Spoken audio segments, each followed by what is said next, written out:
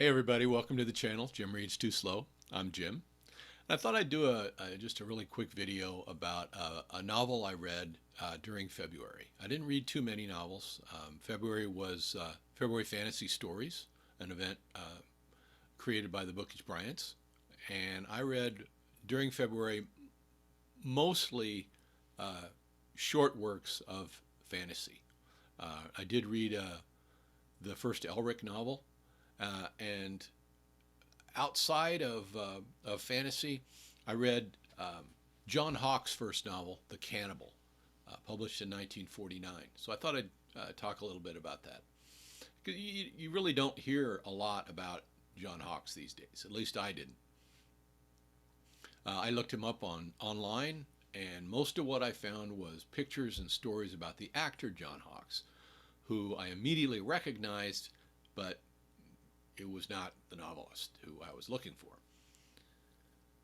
So how did I learn about him? Well, Flannery O'Connor. As an aside, I should say that Flannery O'January um, is not going to end for me for some time. So I was uh, I was perusing her book of collected letters, as one does, and The Habit of Being. And as I was just kind of thumbing through it, looking, reading letters here and there, I ran across this paragraph in a letter that she wrote to a friend in 1958. She said this: "Would you like to read a real surrealist novel? This boy, John Hawkes, who came to see me, sent me two of his. He is a born writer, which is signified by the fact that it is possible to read this book of his all the way through. I'll send it to you if you're interested. This is the grotesque with all stops out. I think you ought to see it." Okay, so O'Connor not only mentions Hawkes to a friend, but she carried on quite a correspondence with him. And it's clear that she was a fan of his work. As I've learned more recently, um, Hawkes thought very highly of her work as well. He thought she was one of the the big names of American literature, which of course she is. So I thought, let's check this guy out.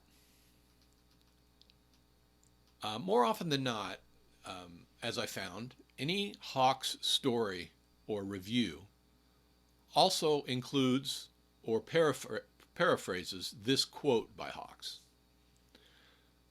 "I began to write fiction on the assumption that the true enemies of the novel were plot, character, setting, and theme. And having once abandoned these familiar ways of thinking about fiction, totality of vision or structure was really all that remained." So that sounded interesting. The Cannibal, though, uh, with that book, you do get plot, character, setting, and theme.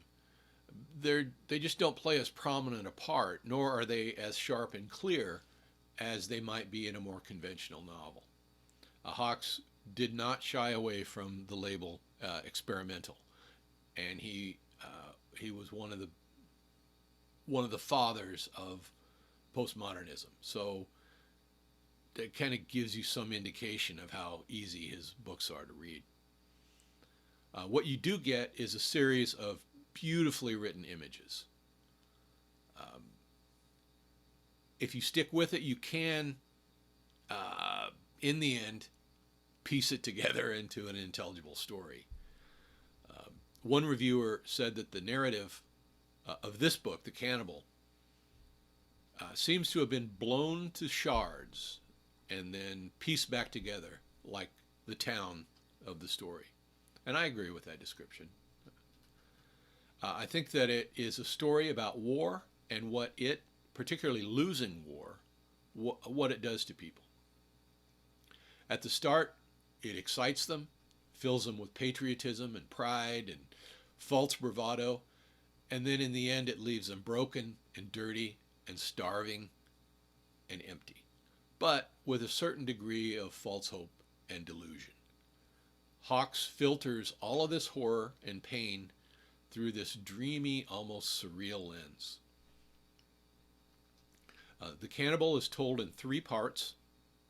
The first part takes place in Germany at the end of World War II, shortly after American forces have taken over the sector of Germany that this town in the story is located.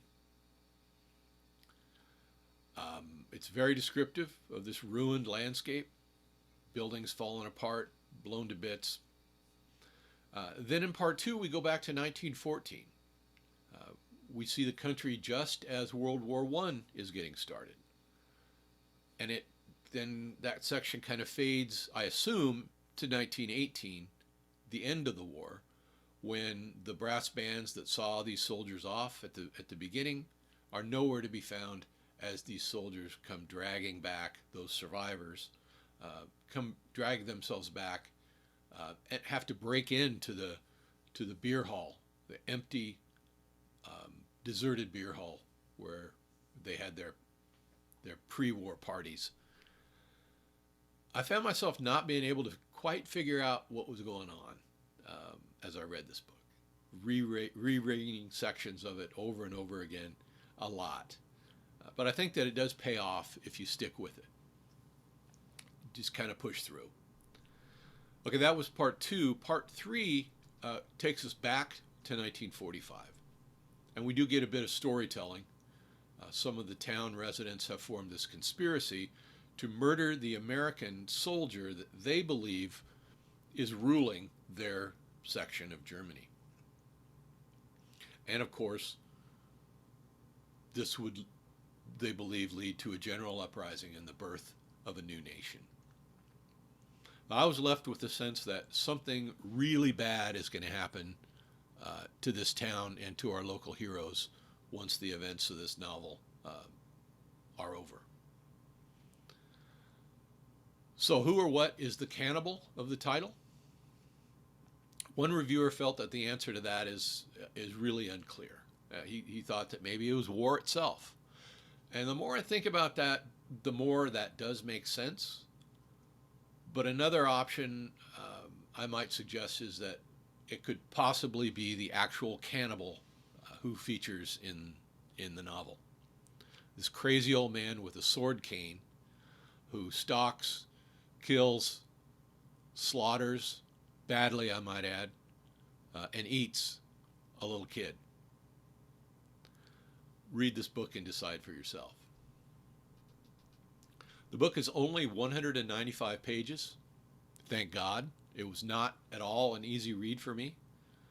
But I have a feeling that it doesn't suck. At least it makes me want to read more John Hawkes. And as I mentioned, the language is beautiful. So I really would recommend this book. Like I said, Hawkes is one of the fathers of postmodernism. His book, The Lime Twig, there we go, apparently was very much admired by Thomas Pynchon.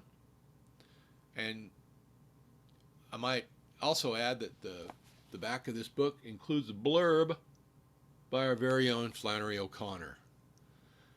She says, you suffer the lime twig like a dream.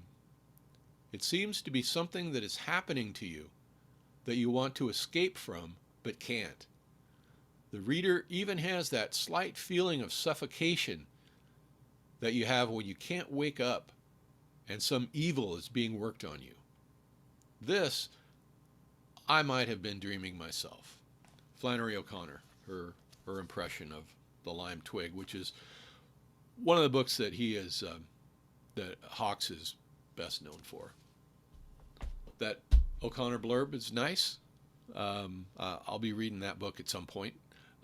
His second novel, The Beetle Leg, published in 1951, is a parody of the old pulp westerns.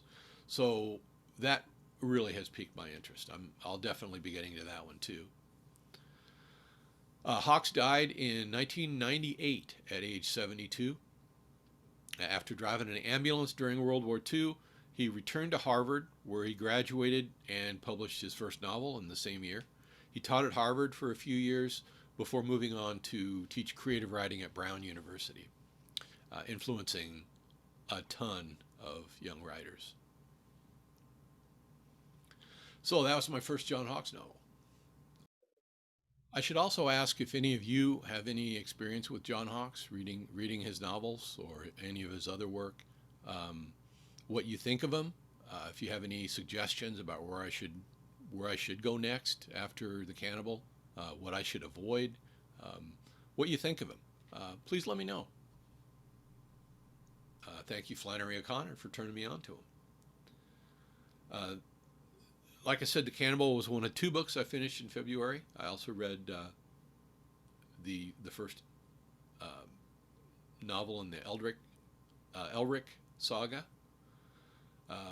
and I am continuing to pace myself with Robert Jordan's The Eye of the World, his first book in the Wheel of Time series. I'm seeing the end of the tunnel on that one, as well as The Grapes of Wrath by John Steinbeck, which I really had hoped to feature in a Read Band Books 2022 video by now, but that's coming. So I'm going to jump back into March Mystery Madness. I'm finishing up The Red House Mystery by A.A. Milne, getting started with Middlemarch for March of the Mammoth.